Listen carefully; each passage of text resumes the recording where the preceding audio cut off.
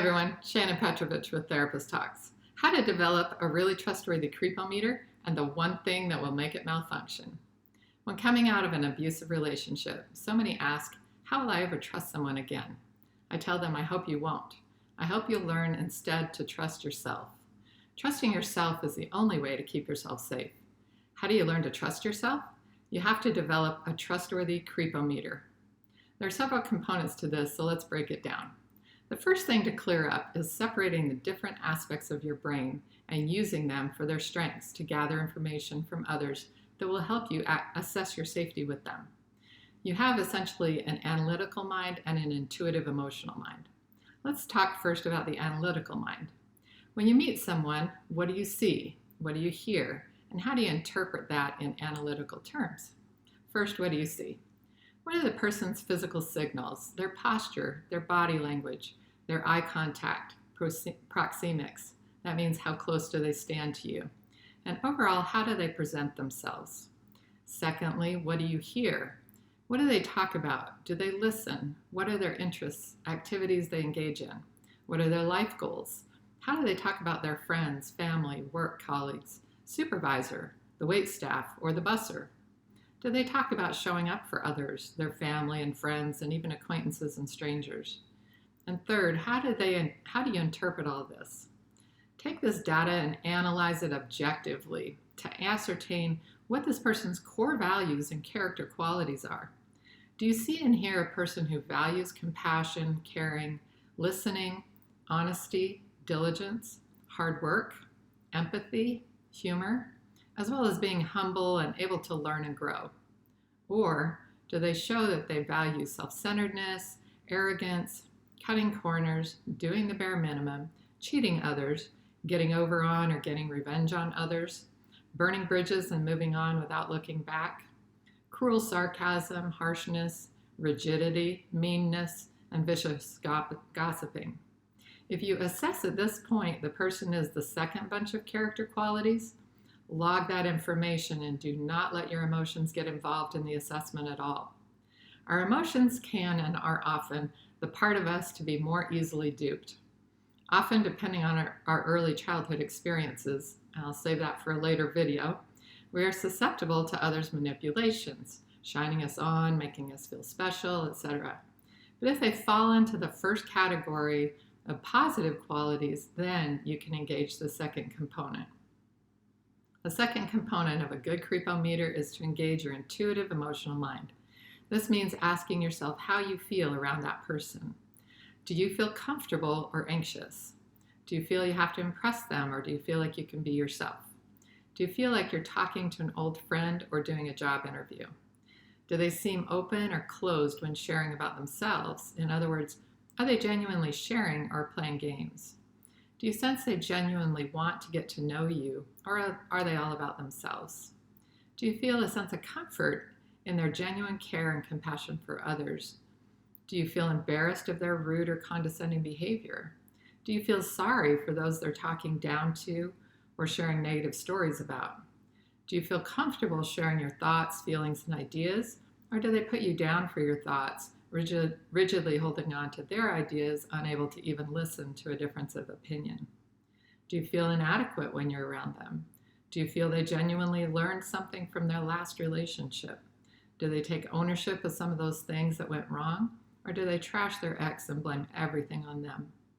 Do you feel from them a sense of humbleness, an ability to take things in stride, an ability to laugh at themselves, or at least not take themselves too seriously all the time? Or are they projecting continuous bravado, and you feel if anyone pops that balloon, they would implode or explode? Overall, do you feel cared about, valued, interesting to them, important to them? Or do they leave you hanging, make you feel lucky to be with them, or like you're not that interesting or important? Do you feel respected, that what matters to you is of interest and matters to them to get to know you?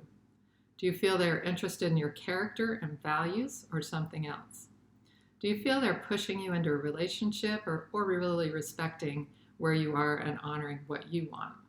Do they make you feel that if you don't want to do what they want, they will take their attention elsewhere?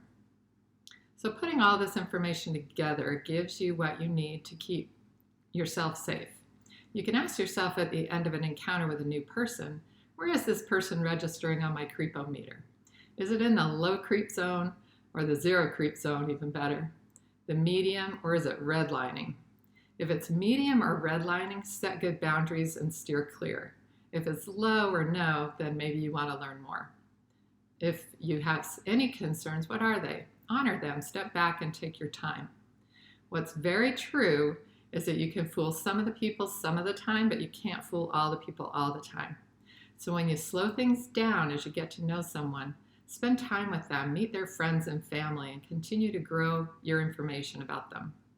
They will show you more of who they are. It's easy to fall into a relationship and really hard to pull away and repair the damage if it turns out badly. If it's real and if it's good, it will be even better if you give it time to develop. So what's the one thing that will make your creepometer malfunction every time? Sex, plain and simple. There's a chemical substance that floods your brain when you have sex, and it's called oxytocin. We refer to it as the attachment chemical because it's the same substance that's emitted when a woman breastfeeds a baby. Amazing, right? When you have sex with someone, you're at risk of attaching to this person with the intensity of a mother and baby. And yet it's common to do this before you know much about a person at all.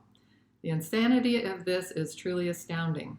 If you don't know and trust this person enough to really know who they are and what they're about, if you don't know and trust them enough to give them the keys to your house, your car, and your PIN number to your bank account, you should not be giving them your intimacy.